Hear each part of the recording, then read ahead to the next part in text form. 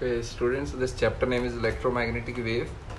तो इसको शॉर्ट में हम EM वेव ही लिख देते हैं, ठीक है, इलेक्ट्रोमैग्नेटिक वेव। तो first we know the definition of electromagnetic wave. इसकी डेफिनेशन क्या है वो पढ़ लेते हैं। Electromagnetic wave is a wave. पहली बात तो ये पार्टिकल नहीं है, ये वेव है, ठीक है। It is a wave radiated by an accelerated charge, ठीक है। तो कोई भी जो इलेक्ट्रोमैग्नेटिक वेव है वो कैसे प्रोड्यूस होती है, वो प्रोड्यूस तब होती है जब कोई चार्ज क्या करे, एक्सेलरेट हो। तो पहले तो हमें ये याद करना पड़ेगा। मतलब उसने पूछ लिया भी कोई भी इलेक्ट्रोमैग्नेटिक वेव का नाम दे दिया और उसने पूछा ये प्रोड्यूस कैसे हो रही है। अगर आपको कोई मेथड याद नहीं है तो आप सिंपल ये आंसर लिख सकते हैं भी accelerated charge particle and which is propagate through space.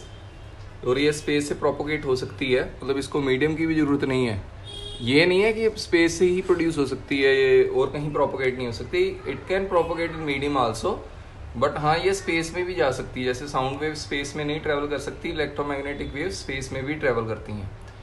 As coupled, दो फील्ड का कपल होता है, एक है electric and next one is magnetic field. दोनों फील्ड्स का मौजूदगी होती है इसमें, electric and magnetic field oscillating perpendicular to each other. जो इलेक्ट्रिक फील्ड है और जो हमारा मैग्नेटिक फील्ड वेक्टर है वो दोनों एक दूसरे से परपेंडिकुलर होते हैं, जो कि मैं आपको आगे डायग्राम में बताऊंगा, ठीक है। To each other and to the direction of propagation of wave, मतलब जिस डायरेक्शन में वेव प्रोपोगेट कर रही है इलेक्ट्रिक फील्ड उससे 90 डिग्री में है और मैग्नेटिक फील्ड इलेक्ट्रिक फील्ड से भी 90 डिग्री में है, और मैग्नेटिक फील्ड वेव जहाँ जिस तरफ ट्रेवल हो रही है उससे भी 90 डिग्री में। तो चलो अब इसका डायग्राम देखते हैं। तो चलो ये डायग्राम है हमारा इलेक्ट्रोमैग्नेटिक वेव का। तो इसमें मैंने क्या माना है भाई, ये जो ब्लू कलर की वेव बनाई है साइन वेव, ये इलेक्ट्रिक फील्ड को रिप्रेजेंट कर रही है, और जो ये ग्रीन कलर की है वो किसको रिप्रेजेंट कर रही है, वो मैग्नेटिक फील्ड को रिप्रेजेंट कर रही है। तो सर ये 90 डिग्री कैसे हैं, तो ऐसे है बेटा, ये जो ब्लू वाला डायग्राम है एक बार आपको रिपीट बना के दिखाता हूँ तो ये आपको समझ में आ जाए दोबारा। ये ब्लू वाला जो डायग्राम है इसको थोड़ा ऊपर बनाते हैं, यहाँ पर ऐसे है भाई। ये तो देखो वो कह रहा है इस डायरेक्शन में तो वेव जा रही है, ठीक है सर, इस डायरेक्शन में वेव जा रही है। तो सर आपने ब्लू कलर कैसे बनाया, तो सर ने ब्लू कलर क्या है, बस कुछ नहीं, यहाँ से यूँ करके यूँ एक साइन वेव बना दी, ठीक है सर। तो अब सर ग्रीन कलर कैसे बनाया, ये जो मेरी ब्लू कलर की वाइब्रेशन है, ये अगर ये वाई एक्सिस है और ये एक्स एक्सिस है, वाई और एक्स में वाइब्रेट कर रहा है यूँ करके यूँ कोई पार्टिकल, तो ये इलेक्ट्रिक फील्ड के वेक्टर्स हैं। चलो सर ये समझ में आ गया। अब सर मैग्नेटिक फील्ड का डायग्राम बनाए तो वो इससे बिल्कुल परपेंडिकुलर होगा। तो वो जो वेव होगी वो कुछ, अगर ये जेड एक्सिस है तो जेड एक्सिस और माने जेड एक्सिस और कौन से प्लेन में है, ये Z and next plane is Y, वो जेड एंड वाई प्लेन में, जेड एंड एक्स यानी वो लेटा हुआ है कुछ ऐसे। तो उसके जो ये यूं वाइब्रेशन है उसकी लाइक दिस, उसकी वाइब्रेशन कुछ यूं। सर ये वाइब्रेशन कैसे हैं, सर ये जेड एंड एक्स प्लेन पे वाइब्रेशन है। चलो ये कुछ समझ में आ गया। तो मैंने इस डायग्राम में थोड़ा अच्छा बनाया इजी करके भाई। देखो ये इलेक्ट्रिक फील्ड है और ये मैग्नेटिक फील्ड है, देखो ये इन दोनों में एंगल कितना है, 90 डिग्री। और ये जो ब्लैक कलर की लाइन है इस डायरेक्शन में इलेक्ट्रोमैग्नेटिक वेव ट्रेवल हो रही है। तो इलेक्ट्रोमैग्नेटिक वेव से इलेक्ट्रिक फील्ड और मैग्नेटिक फील्ड दोनों ही कितने एंगल पे हैं, 90 डिग्री पे। तो ये अभी हमें याद आना चाहिए, मैं लिख देता हूँ ऐसे। इलेक्ट्रिक फील्ड कौन से प्लेन में है, सर इलेक्ट्रिक फील्ड ये हमारे वाई एक्सिस है और ये एक्स एक्सिस है, वो एक्स वाई प्लेन में है, वाइब्रेट कर रहे हैं इलेक्ट्रिक। मैग्नेटिक फील्ड कौन से में है, सर वो जेड यानी बाहर, और एक्स जेड एक्स प्लेन में है। और वेव किस तरफ जा रही है, सर वेव प्रोपोगेट हो रही है अलोंग एक्स एक्सिस। चलो ये क्लियर है सबको। How we calculate the direction of electromagnetic wave using vector form, तो ये आपको सबसे पहले याद करना पड़ेगा भी जो इलेक्ट्रोमैग्नेटिक वेव प्रोपोगेट होती है वो होती है ई क्रॉस बी की डायरेक्शन में, ई क्रॉस बी। सर ये हमारा पहले हमने इलेक्ट्रिक फील्ड चैप्टर पढ़ा है, बाद में मैग्नेटिक फील्ड पढ़ा है, हम ऐसे भी याद कर सकते हैं। ई क्रॉस बी करके देखो, जैसे ई इस तरफ है तो मैंने ई इधर रखा और बी बाहर की तरफ है जेड एक्सिस में, यानी ये जेड एक्सिस बाहर है, यानी ई क्रॉस बी करेंगे तो this is the direction of electromagnetic wave. हमेशा याद करना what is the direction of electromagnetic wave, B cross E और E cross B, sir E cross B, ठीक है। तो अभी ये आपको ऐसे याद करना पड़ेगा भाई, इलेक्ट्रिक फील्ड क्रॉस बी जो होती है वो डायरेक्शन है। देखो इलेक्ट्रिक फील्ड वाई में प्रोपोगेट कर रही है, यानी वाई एक्सिस में यूं ऊपर नीचे डांस कर रही है, ठीक है। वाई एक्सिस के पैर पर हम कह सकते हैं भी परपेंडिकुलर है। अभी मैंने तो प्लेन में बताया था ना, अगर इजी करूँ तो मैं ये कह सकता हूँ जो इलेक्ट्रिक फील्ड वेक्टर है वो वाई में डांस कर रहा है और जो मैग्नेटिक फील्ड वेक्टर है वो किस में डांस कर रहा है, वो जेड एक्सिस में डांस कर रहा है। और सर जो मैग्नेटिक फील्ड जा रही जो इलेक्ट्रोमैग्नेटिक वेव है वो अलोंग एक्स एक्सिस जा रही है। तो ये हमें क्लियर है। ऐसे है कि जो इलेक्ट्रिक फील्ड एंड जो मैग्नेटिक फील्ड है वो हमारे सिर्फ अलोंग एक्स एक्सिस मतलब एक्स और समय यानी टाइम टी पे डिपेंड करते हैं, सिर्फ दो चीज़ों पे डिपेंड कर रहे हैं। तो सर हमने +1 में एक इक्वेशन पढ़ी थी वेव की जो थी y = a sin kx minus omega T. ठीक है, तो ये माइनस तब किया था माइनस, तो मैंने बताया था आपको भाई जब y = sin kx minus omega t, ये means wave is moving from left to right. याद आ गया? अगर यहाँ पर प्लस आ जाए तो वेव राइट टू लेफ्ट होती है, क्योंकि ये वेव दोनों ही लेफ्ट टू राइट प्रोपोगेशन है, तो लेफ्ट टू राइट वेव जा रही है। तो अगर इलेक्ट्रिक वेव की ऑसिलेशन के बारे में करेंगे तो ये डिस्प्लेसमेंट होता था, ये एम्पलीट्यूड, ये साइन। के क्या होता था sir? K is known as angular wave number, it is equal to 2π/λ। क्या होता है बेटा? एंगुलर वेव नंबर कहते हैं, अपने आप लिखो अब इसको। तो ओमेगा क्या होता है? वो तो फ्रीक्वेंसी है, एंगुलर फ्रीक्वेंसी। ओमेगा = 2π, ये भी हमने पढ़ा हुआ है। तो ये दोनों रिजल्ट हमने +1 में किए हुए हैं। ये इक्वेशन ऑफ वेव है, इसमें ये के है वो एंगुलर वेव नंबर होता है 1/λ, एंगुलर वेव में 2π/λ, ओमेगा 2π फ्रीक्वेंसी। तो मैंने क्या किया, मैंने सबसे पहले इलेक्ट्रिक फील्ड की लिखी। इलेक्ट्रिक फील्ड सिर्फ वाई एक्सिस में डांस कर रही है, देखो ऊपर नीचे यूं करके डांस करेगी। तो ये ऐसे डांस कर रही है इसके साथ।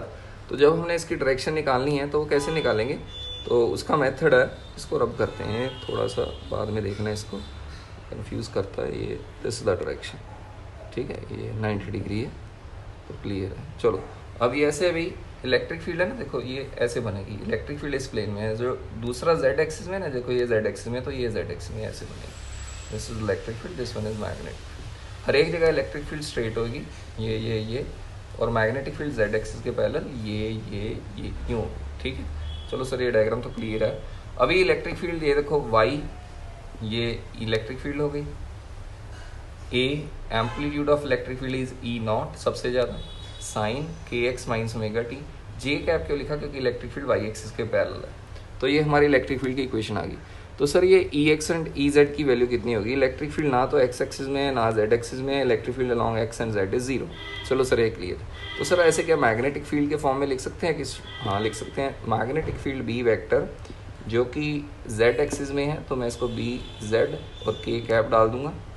तो इसकी इक्वेशन आएगी, मैग्नेटिक फील्ड का मैग्नीट्यूड B0 है, तो sine kx minus omega T k cap. ठीक है, k कैप क्यों लिखा? क्योंकि वो k एक्सिस में वाइब्रेट कर रहा है। तो सर ये ना जब जनरल एक्सप्रेशन टीचर लिख देता है तो बच्चे को समझ फिर भी कुछ नहीं आता। जैसे अभी मैं ना ये सारा रब करता हूँ, आप ध्यान से देखना। अभी टीचर ने लिखा भाई जो इलेक्ट्रिक फील्ड है उसकी वैल्यू है E0 sine kx minus omega t j cap. तो इसका क्या मतलब है, ध्यान से सुनो। पहली बात, बच्चे यहाँ पर x को देख के ही कह देते हैं इलेक्ट्रिक फील्ड x एक्सिस में है। नो, इस x का मतलब है जो EM वेव है वो x एक्सिस में ट्रैवल हो रही है। चलो सर ये समझ में आ गया। तो सर जो ऑसिलेशन है इलेक्ट्रिक फील्ड कंपोनेंट की वो कौन सी डायरेक्शन में है? वो y एक्सिस में है। यहाँ से ये पता लगा। ये तो सिर्फ डायरेक्शन ऑफ इलेक्ट्रोमैग्नेटिक वेव देता है, ये इलेक्ट्रिक फील्ड कंपोनेंट की वाइब्रेशन, यानी वो यूं करके यूं डांस कर रही है, इलेक्ट्रिक फील्ड यूं ट्रैवल कर रही है, कभी ऊपर कभी नीचे, कभी ऊपर कभी नीचे। चलो सर ये क्लियर हो गई। तो ऐसे ही जब मैग्नेटिक फील्ड में लिखोगे तो B vector = B0 sine kx minus omega. देखो इसमें भी तो x ही आएगा, क्योंकि वेव तो देखो x एक्सिस में ही जा रही है ना, तो इसमें भी x ही है, यानी इलेक्ट्रोमैग्नेटिक वेव x एक्सिस में जा रही है और लेफ्ट टू राइट जा रही है, क्योंकि यहाँ पर माइनस आया बीच में। अगर राइट टू लेफ्ट आती है तो प्लस आ जाता है। चलो सर ये समझ में आ गई। तो मैग्नेटिक फील्ड का वेक्टर कौन सी एक्सिस में डांस कर रहा है? सर वो z एक्सिस में, यानी मैग्नेटिक फील्ड कुछ यूं ही आ रही है, तो जो उसका कंपोनेंट है वो यूं करके कभी ऊपर जाता है कभी नीचे आता है, ये ऐसे डांस कर रही है। चलो सर ये भी क्लियर हो गया, भी हमें ये पता लग गया। अच्छा अभी कोई क्वेश्चन आ जाए तो थोड़े से इस फॉर्मेट को मैं चेंज करता हूँ। E0 sine kx omega T, suppose यहाँ पर मैंने दे दिया जे कैप, तो इसमें जो k है वो कितना है 2π/λ, और जो हमारा ओमेगा है वो कितना है 2π/2π न्यू, वेलोसिटी ऑफ जो इलेक्ट्रोमैग्नेटिक वेव होती है, वेलोसिटी ऑफ इलेक्ट्रोमैग्नेटिक वेव, तो वेलोसिटी इलेक्ट्रोमैग्नेटिक वेव की खासियत ये होती है, इलेक्ट्रोमैग्नेटिक वेव्स की जो स्पीड है सारी वेव्स की वो होती है 3 × 10⁸ मीटर पर second, that is the speed of light. ठीक है, speed of light. Electromagnetic wave होती है लाइट है एक तरीके से, इलेक्ट्रोमैग्नेटिक वेव सन से जो निकल रही है इलेक्ट्रोमैग्नेटिक वेव है, तो इसकी वेलोसिटी हमेशा स्पीड ऑफ लाइट के बराबर होती है। तो C = फॉर्मूला होता है ω/k, ω/k, ओमेगा कितना हो गया 2π/2π/λ, 2π ने 2π को काटा तो C = μ। तो ये हमने पहले भी पढ़ा हुआ है, तो ये हमें याद है फॉर्मूला, तो हम इसका यूज़ करेंगे। ठीक है, तो अभी जब हमने फर्दर एक्सपेरिमेंट्स किए तो हमें ये एक चीज़ पता चली भी, जो इलेक्ट्रिक फील्ड की जो मैक्सिमम वैल्यू है और मैग्नेटिक फील्ड की जो मैक्सिमम वैल्यू यानी E = E0 और B = B0 sin kx - ωt, इन दोनों की जो रेशो होती है वो वेलोसिटी ऑफ लाइट के बराबर होती है in the case of electromagnetic waves. ये भी याद करना पड़ेगा, यानी E0/B0 इज ऑलवेज 3 × 10⁸। तो ये भी याद करना पड़ेगा। अगर हमें वैक्यूम में ट्रैवल कर रहे हैं तो E0/B0 C के बराबर होता है। ठीक है, तो एक साइंटिस्ट था मैक्सवेल, मैक्सवेल ने एक और चीज़ बताई थी। मैक्सवेल ने बोला था भी जो C होता है वेलोसिटी ऑफ लाइट वो 1/√μ0 × ε0 होता है। ठीक है, तो this is the basically product of permittivity and ये परमिएबिलिटी होती है मीडियम वैक्यूम में और ये परमिटिविटी होती है। चलो सर ये तो क्लियर है हमें, ये हमने पढ़ा भी हुआ है। तो ये इलेक्ट्रोमैग्नेटिक वेव्स की खास बात है। देखो जो खास बात है, पहले तो जो वेव की प्रोपगेशन होती है वो होती है E × B, electric field cross magnetic field. Second case velocity of light E0/B0 होता है। जो वेलोसिटी ऑफ लाइट है वो ये होता है। अगर वैक्यूम में बात करें तो ये हो जाएगा। अगर कोई और मीडियम लेकर आएंगे तो वेलोसिटी C की जगह V डालेंगे और इधर क्या डालेंगे म्यू और एप्सिलॉन। तो ये मीडियम के होंगे दोनों ही। This is permittivity of medium, this is permeability of कह सकते हैं आप मीडियम की। तो फिर इसका रिजल्ट कितना आ जाएगा, इसको रब कर देते हैं एक बार। तो इसका रिजल्ट आ जाएगा V = क्योंकि हमें मालूम है हम इसको लिख सकते हैं μr × μ0 और इसको लिख सकते हैं εr × ε0। तो मैं लिख सकता हूँ V = 1/, ये कितना हो गया √μr एंड ε0, 1/μ0 ε0 अभी हमने लिखा था वो C होता है। C भी तो मालूम है, ये इसी से आया था 1/μ0 ε0। तो ये जनरल फॉर्मूला, यानी हम लिख सकते हैं V = this one.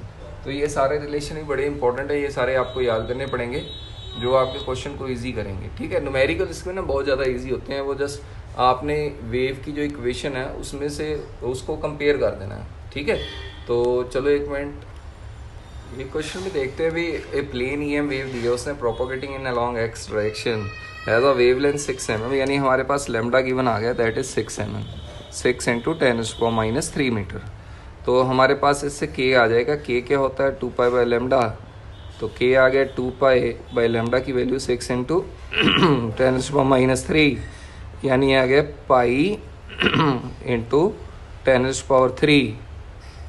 10⁻³ divided by 6। ठीक है तो सर ये हमें क्लियर है, जितना भी नज़र आ रहा थोड़ा थोड़ा क्लियर ही है। तो ये हमारे पास k की वैल्यू आ गई है, तो हमने k को छोड़ दिया यहाँ पर। अभी देखो हमारे पास इलेक्ट्रिक फील्ड का जो मैक्सिमम मैग्नीट्यूड यानी कि क्वेश्चन में सॉल्यूशन में जो E0 है वो दिया है 33 वोल्ट/मीटर। तो इसकी यूनिट ऐसी आती है वोल्ट/मीटर में। तो आपको पता है C = क्या होता है E0/B0। तो सर ये तो मालूम है, यानी B0 कितना आ जाएगा, वो आएगा E0/C। तो E0 की वैल्यू कितनी है 33 और उसकी वैल्यू कितनी है 3 × 10⁸। तो यहाँ से हमारे पास B0 की वैल्यू भी आ जाएगी, दैट इज़ ये आ गया 1.1। चलो इसको ऊपर लिखते हैं, जगह कम है हमारे पास यहाँ। चलो पहले तो k निकाला था, वो आया था 2π/λ। तो हमारे पास लैम्डा कितना था आपके पास क्वेश्चन में लिखा हुआ है, वो था 6 mm यानी 6 × 10⁻³ तो ये मैंने निकाल दिया था आपका। तो इसकी वैल्यू आ गई थी π/3 × 10⁻³। चलो ठीक है सर, k की वैल्यू आ गई। उसके बाद मैंने क्या किया, देखो मैंने निकाला E0/B0 = C, यानी B0 = E0/C ई नॉट की वैल्यू कितनी आई थी 33 वोल्ट पर मीटर 3 इंटू 10⁻8, तो ये आ गया 1.1 10⁻⁷ टेस्ला। चलो सर ये भी समझ में आ गया। अब इक्वेशन लिखते हैं। तो इलेक्ट्रिक फील्ड की इक्वेशन होती है ई नॉट साइन के एक्स माइनस ओमेगा टी, ये जे कैप। ई नॉट की वैल्यू कितनी है 33, साइन आ जाएगा, के की वैल्यू कितनी है π/3 10⁻³ एक्स माइनस ओमेगा की वैल्यू देखी नहीं हमने, ओमेगा की वैल्यू कितनी होती है 2π न्यू को क्या लिख सकते हैं c/λ। जाना है ऐसे काम करो, सोखा कर लेते हैं, c = ω/k होता है ना, ऐसे करते हैं। c की वैल्यू कितनी है 3 इंटू 10⁻8, ओमेगा निकालना है, k की वैल्यू π/3 इंटू 10⁻3, तो ये 3 ने 3 को मारा, यानी ये आ गया पाई इंटू 10⁻11। ठीक है, तो ये अपने आप देख लेना, मैंने कर दिया पाई इंटू 10⁻11। ये फॉर्मूला लगाना बेटा बस, into T into J cap, this is the direction of electric field. ठीक है, अब मैग्नेटिक फील्ड में सर क्या करेंगे, कुछ नहीं है बेटा, मैग्नेट बी नॉट ये लग गया है, बी नॉट कितना था 1.1 इंटू 10⁻⁷, तो साइन ये तो बेटा सारा कुछ एज इट इज ही आ जाता है, इधर आ जाएगा आपका के कैप, क्योंकि आई क्रॉस जे क्रॉस के आई होता है, जे क्रॉस के आई कितना होता है, क्योंकि इलेक्ट्रोमैग्नेटिक वेव एक्सिस में जा रही है। देखो ये आई है, आई जे के, तो ये आपने पढ़ा भी है, i cross j, sorry j cross k is i. J हमारा इलेक्ट्रिक फील्ड है, ये हमारी मैग्नेटिक फील्ड है, E cross B is the direction of electromagnetic wave that is along X axis i cap. चलो सर ये भी हमें clear हो गया। ठीक है, तो स्टूडेंट्स ये अभी हम इलेक्ट्रोमैग्नेटिक वेव का स्पेक्ट्रम करते हैं। तो सबसे पहले आपने बोलना है यक्षु विम्र, याद हो जाएगी। पहली लाइन है name of the wave, name of the wave, ये मैंने वेव का नाम लिखा है, उसके बाद मैंने ये फ्रीक्वेंसीज लिखी हैं। पहले तो हम ये दोनों चीज़ें याद करेंगे, इसके बाद देखेंगे क्या करना है। ये याद ही नहीं होती बेटा, बड़ी परेशान करती है। पहले तो यक्षु विम्र बोलो, यक्षु विम्र, ठीक है सर ये याद हो गया। तो यक्षु विम्र जो भी स्पेक्ट्रम है वो वेवलेंथ बढ़ती है उसमें, ठीक है, इसमें वेवलेंथ बढ़ेगी और फ्रीक्वेंसी कम होगी। देखो ये फ्रीक्वेंसी लगातार ये कम हो रही है, ठीक है, वेवलेंथ बढ़ेगी। अभी वेवलेंथ की मैंने लाइन नहीं डाली है, सबसे पहले हम फ्रीक्वेंसी याद करते हैं। पहले यक्षु विम्र याद हो गया, यक्षु means Y means gamma, X ultraviolet, visible, infrared, microwave, radio wave. क्या नाम है इसका, microwave, radio wave, infrared, visible, UV, X rays, gamma rays. चलो सर ये याद हो गया। क्या सर अब हम इसकी फ्रीक्वेंसी याद कर सकते हैं? बहुत टफ है बेटा याद करनी। सबसे पहले आप जब तक ये याद नहीं करेंगे तो बिल्कुल भी याद नहीं होने वाली, तो इसको याद कर लो 20, 23, 25। ये तो याद हो गया क्योंकि मीडियन आ गया 23 है ना, 20 के बाद 23 फिर 25। चलो सर ये याद हो गया 20, 23, 25, 32, 30, 24। 32 ऐसे भी जो आम इंसान है उसके टीथ होते हैं 32, और जो बच्चे के होते हैं वो होते हैं 24। तो 32 में से ऐसे याद करने का तरीका है भाई, 2 दांत टूट गए बंदे के, 32 के बाद 30 रह गए, तो 30 और 24। ऐसे सोच लो वीरेश के 32 टीथ हैं, वीरेश को मुक्का मारा, वीरेश के टीथ कितने रह गए 30, और वीरेश जब छोटा था तो वीरेश के टीथ कितने थे 24। तो ऐसे याद कर लेना। चलो सर ये याद हो गया। तो सर इसको याद करने से फ्रिक्वेंसी कैसे याद होगी, पहले आप ये लाइन पूरी फिल कराओ। सर ये तो बड़ी सिंपल थी, 20, 23, 25। चलो सर ये खत्म। अब ये वीरेश वाली लाइन याद करो, वीरेश के कितने टीथ थे सर 32, 2 टूट गए, बचपन में कितने थे ये थे याद, तो ये याद हो गया। अब क्या करना है आपने, जो गामा रेज है ना, गामा रेज की फ्रिक्वेंसी याद करनी है। 18 और 22, 18 साल में लड़की की शादी हो जाती है और लड़के की 21 में होती है। आप 22 कर लो, क्योंकि आजकल काम काज जल्दी नहीं मिलता, तो ऐसे सोच लो ये जो लड़के की एज है वो 22 होगी। चलो सर ये याद होगी। लेडीज़ फर्स्ट है तो उससे ये याद रहेगा भी 18 पहले आएगा और 22 बाद में आएगा। चलो सर ये सारा याद हो गया। तो ये 18 to 22 याद हो गया। तो चलो इसको कैसे याद करना है, पहले तो ये वाली लाइन लिखनी है हमें। 18 में से 2 माइनस करेंगे कितना आएगा 16, 16 में से 0 माइनस करेंगे कितना आएगा 16, 16 में से 2 माइनस करेंगे आएगा 14, 14 में से 3 माइनस करेंगे 11, 2 माइनस करेंगे 9, 5 माइनस करेंगे 4।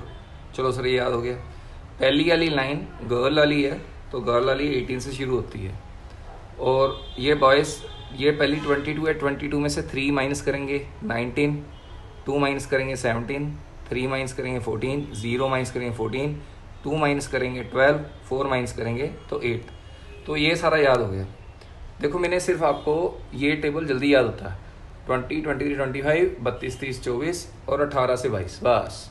और आपने कुछ नहीं करना, यक्षुमेमर के हिसाब से नीचे की तरफ उतर जाना।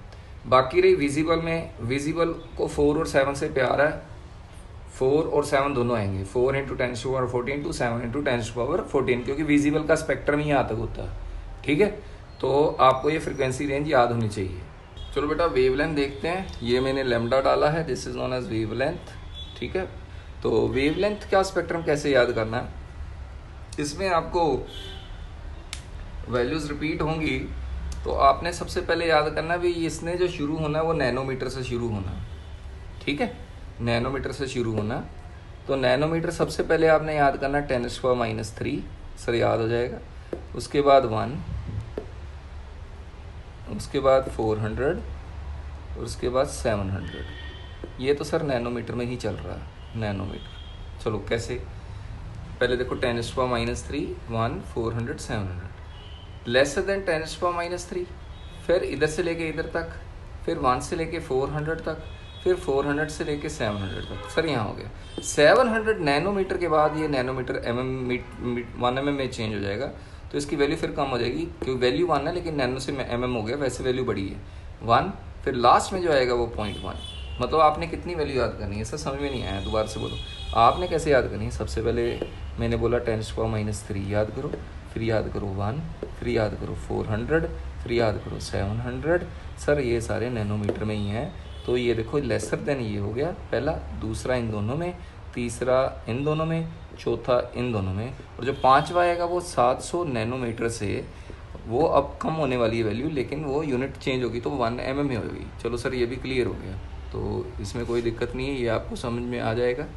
तो ये भी मुझे लगता है क्लियर है। उसके बाद 1 mm से कहाँ 0.1 mm, और यानी 1 mm से 0.1 मीटर। तो सर ये भी हमें स्पेक्ट्रम याद हो जाएगा। तो ये आपने ये स्पेक्ट्रम याद करना, वेवलेंथ का भी इंपॉर्टेंट होता है। चलो बेटा ये जो लास्ट है वो प्रोडक्शन है। अगर बाई चांस आपको किसी की प्रोडक्शन याद नहीं है, जैसे इनमें से किसी की भी ये प्रोडक्शन याद नहीं है, तो सिंपल सा एक आंसर है, due to accelerating charge particle. सब रेज वैसे निकलेंगी, लेकिन अगर आपको परफेक्ट आंसर याद है तो आप लिखने की कोशिश यही करना। जैसे सबसे पहले जो गामा रेज है वो रेडिएक्टिव डिके, ये बड़ा सिंपल है क्योंकि ये चैप्टर आएगा गामा रेज वाला आगे। तो रेडिएक्टिव डिके होती है तो गामा रेज निकलती हैं, ये याद हो जाएगा। एक्सरे का भी याद हो जाता है क्योंकि एक्सरे का नाम ही एक्सरे ट्यूब से है। तो एक्सरे ट्यूब्स या इनर शेल इलेक्ट्रॉन की ट्रांसमिशन से आपकी एक्सरेज प्रोड्यूस होती हैं। यूवी रेज है वो inner shell electron in an atom, जो moving from one energy level to another energy level. Inertial electron किसी एटम में एक एनर्जी या दूसरी एनर्जी लेवल्स में मूव होते हैं तो प्रोड्यूस होती है। सिमिलरली जो विजिबल भी है वो भी अल्ट्रावायलेट जैसी है। Electrons in an atom moves from one energy level to another energy level, उसके जितना एनर्जी डिफरेंस होगा उतने अमाउंट का वो फोटोन जनरेट कर देगा। तो इसमें फॉर्मूला ये लगता है E = hc/λ, E = hc/λ। ये एनर्जी लेवल का डिफरेंस है, ये प्लैंक कांस्टेंट है, ये लाइट की स्पीड है, वेवलेंथ अपने आप आ जाएगी। तो vibration of atom and molecules के कारण इंफ्रारेड। तो जब भी आप ये सोच लीजिए, जब आप रिमोट को दबाते हैं अपने घर के रिमोट को, तो आपने वाइब्रेशन ऑफ एटम्स और मॉलिक्यूल्स की है, जिससे इंफ्रारेड रेडिएशंस निकल रही हैं। नेक्स्ट रहेगी माइक्रोवेव। माइक्रोवेव जनरली क्लाइस्ट्रॉन वॉल और मैग्नेट्रॉन वॉल से प्रोड्यूस की जाती हैं। तो इंडस्ट्री में जहाँ भी आपको माइक्रोवेव यूज़ है तो ये दोनों वॉल्व्स यूज़ किए जाते हैं to generate the microwaves. Last one जो रेडियो वेव्स है वो एरियल से निकाली जाती हैं, जैसे एंटीना जिसको हम एरियल कहते हैं। तो वहाँ एक्सलेरेशन और डिक्लेरेशन रिटार्डेशन करते हैं इलेक्ट्रॉन की, जहाँ से एरियल में से रेडियो वेव्स जनरेट होती है। तो ये हमारे मोबाइल में से भी निकलती हैं, वहाँ पर भी एक्सलेरेशन और रिटार्डेशन ऑफ चार्ज पार्टिकल होता है, इलेक्ट्रॉन का होता है, जिससे जो इलेक्ट्रोमैग्नेटिक वेव जो कि रेडियो वेव है वो जनरेट होती है। तो ये हमें याद करना है। देखो जो स्पेक्ट्रम है वो इंक्रीजिंग वेवलेंथ है। वेवलेंथ सबसे ज़्यादा किसकी है, रेडियो वेव की है। और सबसे कम फ्रीक्वेंसी किसकी है, जिसकी वेवलेंथ सबसे ज़्यादा उसकी फ्रीक्वेंसी सबसे कम है, वो 3×10⁻⁸ है। चलो बेटा ये सारा कुछ याद करना था आपने, ठीक है। तो थैंक यू।